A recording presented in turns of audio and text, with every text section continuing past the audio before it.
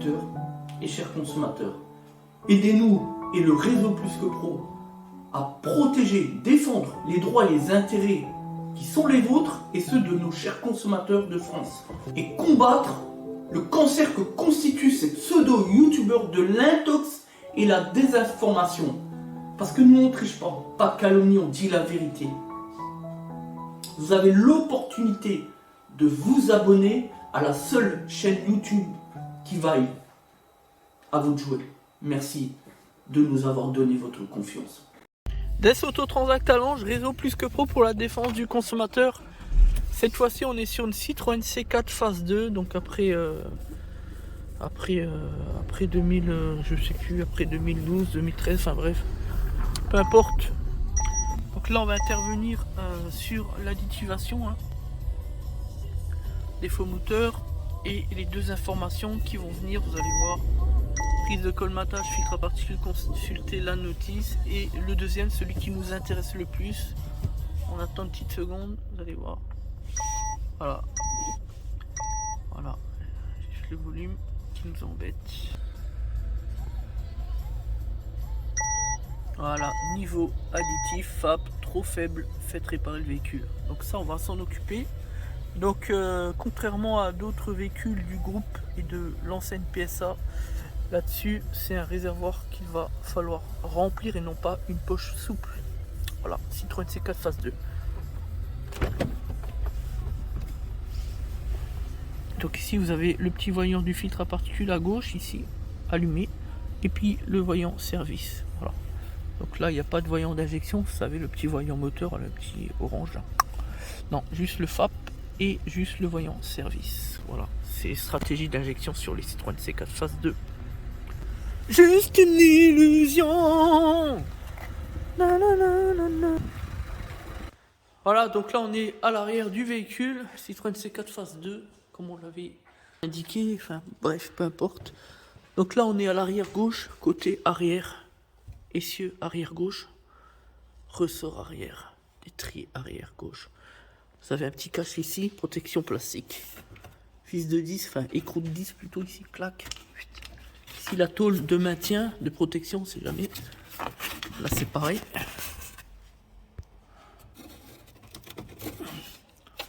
On la décale, comme ça. On peut la plier un peu, il n'y a pas de danger. C'est de la tôle fine, voilà. Et donc maintenant vous avez ici le réservoir du système d'additivation. Donc là c'est un réservoir, c'est pas une poche souple. Donc ici vous avez la durite, il faut déclisser cette durite en fait. Chose qu'on va faire pour pouvoir remplir avec le produit prévu à cet effet. Alors comme on l'a déjà expliqué dans d'autres vidéos, on met le produit adapté d'origine. On n'achète pas des produits sur internet, ni dans les petits magasins, ni dans les centres auto. Chez ces bras cassés qui connaissent rien à l'automobile. Non, on va acheter un produit d'origine. Voilà, le produit coûte ce qu'il coûte. D'ailleurs, c'est pas non plus la fin du monde. C'est entre 110 et 150 euros, peu importe. Voilà, c'est pas la fin du monde non plus. Voilà. Le prix, il est ce qu'il est. S'il est cher, c'est pas pour rien. C'est comme ça. Voilà. Ce sont des pièces dont on n'a pas beaucoup de marge, nous professionnels. C'est pour ça d'ailleurs que l'intervention est plus ou moins coûteuse. Nous, on facture ça autour des 220, 230 euros. Et c'est le juste prix, quoi qu'on en pense. Évidemment, pour un gilet jaune, ce sera toujours trop cher. Voilà. Donc maintenant, on va prendre le produit et l'insérer. Donc, on fait un petit montage avant. Ah oui, hein. On vient mettre le tuyau avec l'ouverture ici, tac, tac. Et puis le petit clap anti-retour. Juste derrière. Voilà. Alors moi, je le serre pas totalement. Ça m'évite de faire un trou en dessous. Ça fait une espèce de prise à l'air libre pour permettre au fluide de bien descendre dans le réservoir. Voilà. Donc on a branché la durite entre le tuyau du produit puis le tuyau du réservoir. Donc voilà, ici on a la partie pompe d'additivation, espèce de moteur électrique. Donc là on oriente la lumière évidemment correctement. Et puis on va donc descendre le véhicule pour permettre d'avoir une espèce de poids pour que le fluide puisse évidemment remplir le réservoir tout simplement. Une fois rempli, on rebranche évidemment le tuyau. Alors pour bien voir, c'est ici que ça se passe. Voilà, donc on rebranche comme ça. Je viens d'extraordinaire.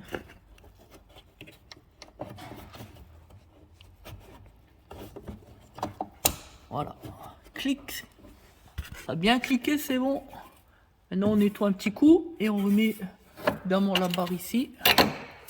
Et ensuite le cache. On va quand même nettoyer un petit coup. Voilà, donc bien nettoyé. Et on remet l'écrou de fixation du petit cache en plastique de protection. Entre nous, il ne sert pas à grand chose parce que si on a quand même la pompe, si on a quelque chose qui passe en dessous, bon. Après, c'est pas une Bentley, c'est une Citroën.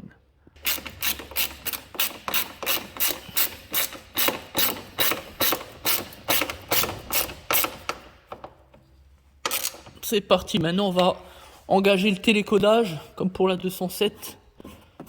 Aujourd'hui on en a fait 2 coups sur Kuhn, 207 puis 7 C4 phase 2.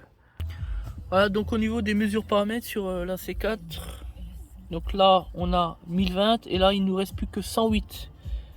Volume du réservoir 1020 et volume d'additif restant dans le réservoir 108. Niveau minimum dépassé. Donc maintenant on va télécoder pour réinstaurer les nouvelles valeurs puisque nous avons rempli le réservoir tout simplement.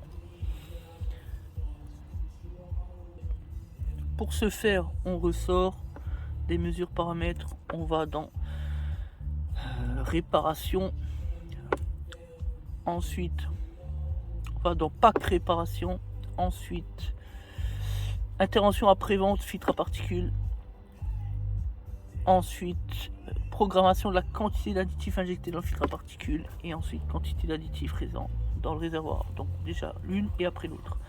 Donc là on a 221 000 km, donc à 221 000 km c'est 82 grammes. Donc on y va, on clique et on tape 82 grammes.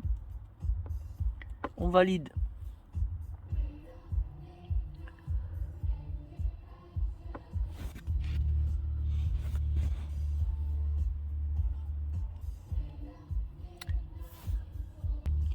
Programmation effectuée, on valide. Maintenant, programmation de la quantité d'additifs restant dans le réservoir. Donc ça, c'est ce qui nous intéresse. On clique. Ok. Donc on a vu il restait 108. Donc on indique 108 millilitres. On valide.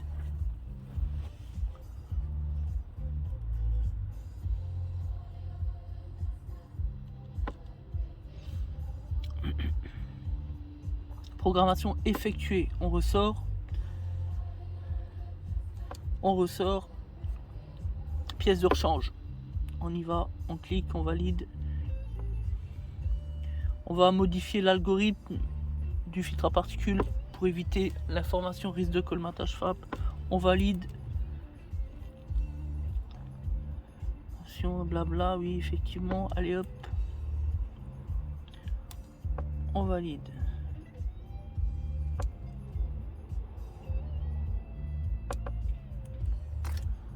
Donc maintenant on intervient dans le calculateur de pompe d'additivation gazole. Réparation. Pack réparation. Pièce de rechange. Et là on a donc remplacement pour remplissage du réservoir d'additifs. On clique dessus. En tournant calculateur moteur appairé, ok. Paramètres standard pour voir les valeurs. Additivation gasoil évidemment.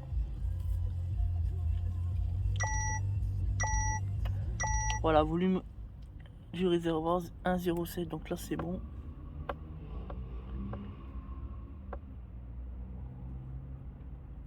On revient dans le calculateur d'injection. Donc remplissage du réservoir d'additif. Ok, couper le contact, on coupe. Remettre le contact, on remet. On valide.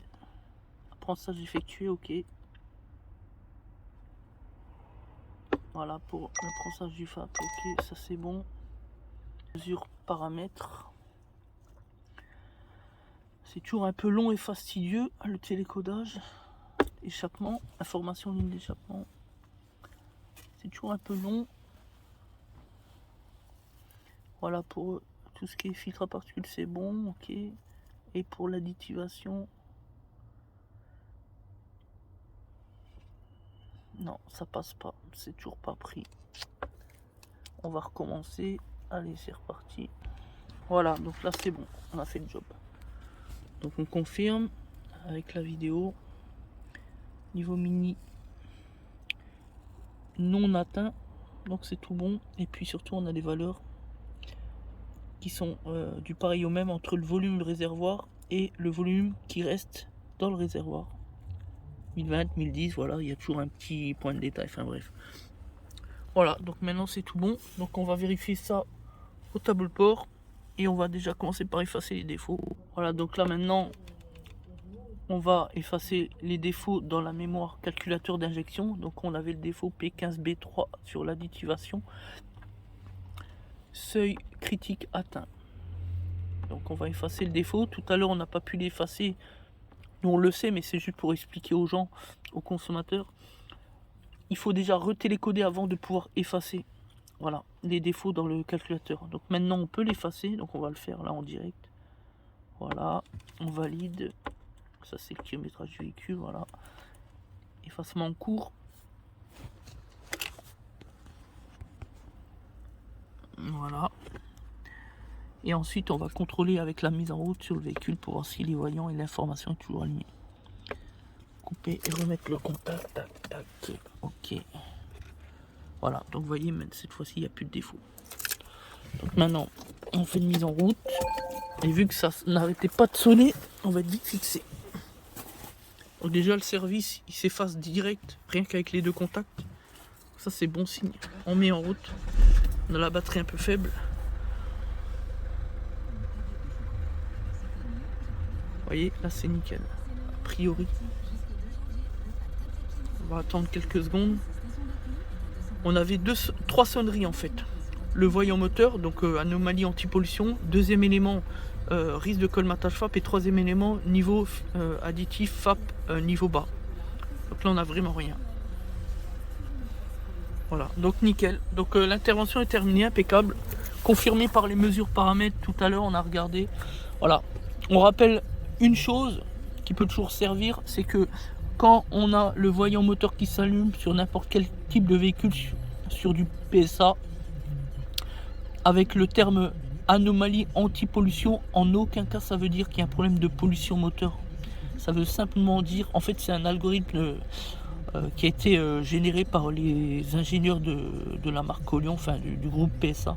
Ça veut simplement dire qu'il y a un défaut dans le moteur, dans le calculateur d'injection, et à partir de là il faut venir au garage faire le diagnostic. Ça peut être tout et n'importe quoi, ça peut être 50 000 pannes différentes quoi. Voilà, ça veut pas systématiquement dire qu'il y a un problème avec la pollution du véhicule, faut bien le comprendre. Voilà, je l'ai déjà expliqué, j'ai déjà maintes et maintes fois expliqué à des clients même sur place, mais voilà, il faut bien le comprendre. Les gens ont tendance à penser que c'est le voyant de la Vangère, le fameux voyant moteur là, orange, mais en fait c'est pas le voyant de la Vangère. Il n'y a pas de voyant dédié spécifiquement à la Vangère, c'est le voyant d'injection, le voyant lié au calculateur d'injection, c'est tout. Voilà, merci à tous. C'était donc des Soto Transact Talange réseau plus que pro pour la défense du consommateur.